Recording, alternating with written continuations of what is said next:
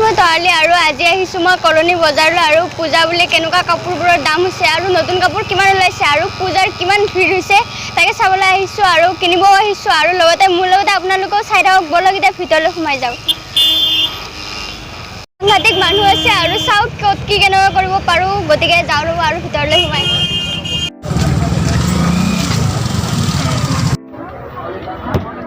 মাই ক'ত পলাল? ক'ত পলাল বা?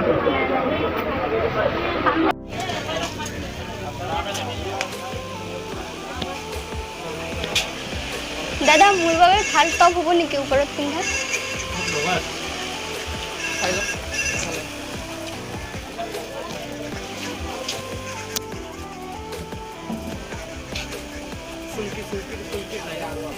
চুমকি থকা লাগিছিল মোক।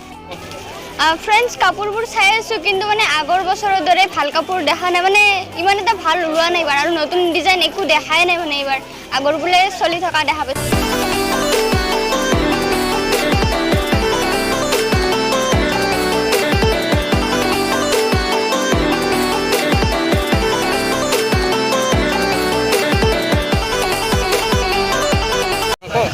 ফ্ৰেণ্ডছ আমি এখন দোকানত বিচাৰি হেৰেম বিচাৰি গৈছিলোঁ কিন্তু দোকানীজনে মানে মুখ মেলি চাই থাকিলে একোৱে গম নাপালে মানে দোকানীজনে যদি নাজানে হেৰেম কি বস্তু আমিনো গৈ কেনে কি কৰিম চব গুচি আহিলোঁ এইবাৰ এইখন দোকানত যাই কেনে চাওঁ ৰ'ব।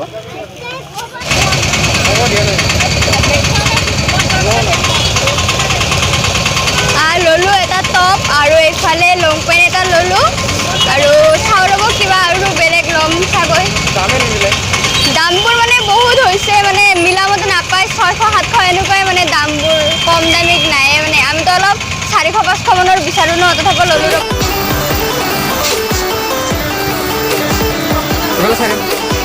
আৰু মাৰ বাবে কিবা এটা ল'ব।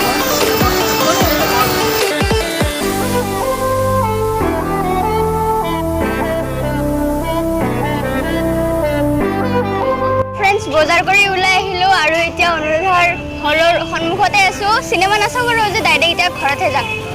বজাৰ কৰি আহিলোঁ আৰু এতিয়া খাবলৈ আহিছোঁ এই দুটা মই খাম আৰু নাৰেংগীটো অলপ বজাৰ কৰিম আগতে খাই লওঁ তাৰপিছত আপোনালোকক লগ পাই আছোঁ।